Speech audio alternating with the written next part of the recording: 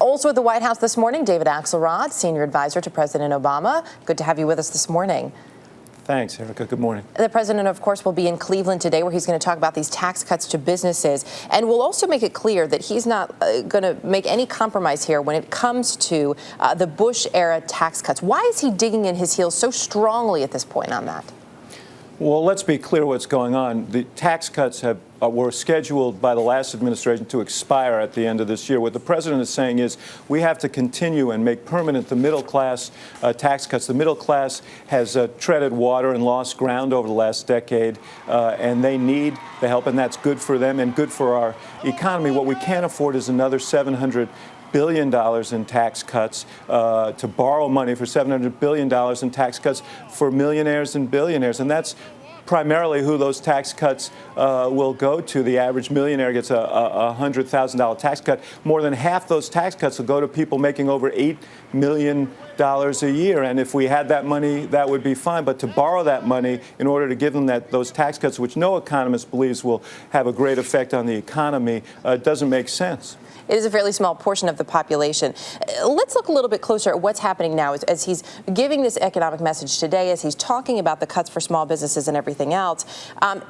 There has been admission, too, that this may not pass at this point. So why then bring it up now, especially when this is such a volatile period for Democrats heading into November?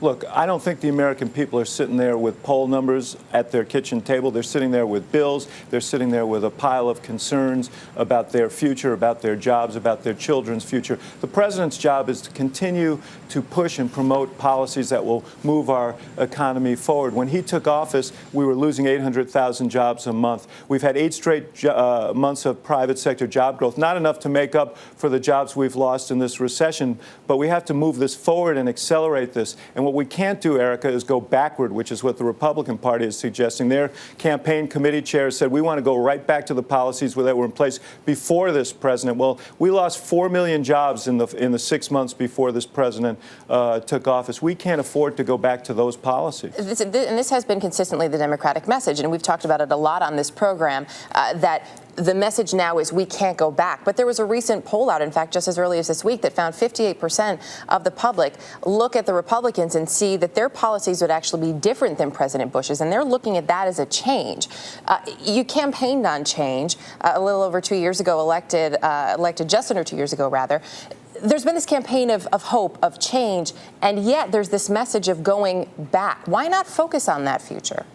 We're in a position now in the next 8 weeks where people are going to make a choice. They need to understand both ends of that choice. And I am quite familiar with the statistic you raised, and we obviously have to inform people as to what the Republican Party is proposing. But as I said, their own campaign chair said we want to go back to those policies. When John Boehner was in Cleveland a few weeks ago, the man who would be Speaker if the Republicans won, he chastised us for a law that would save the jobs of teachers, firefighters, and police in this economic emergency, and pay for it by cutting tax breaks for corporations that ship jobs overseas, that reward them for shipping jobs over the seas. Nothing says more about our differing values than that one statement of Mr. Boehner's. We can't go back to those policies. Those are the policies that crashed our economy and lost 8.5 million jobs. We will have to leave it there this morning. David Axelrod, thanks for your time. Okay, great to be with you.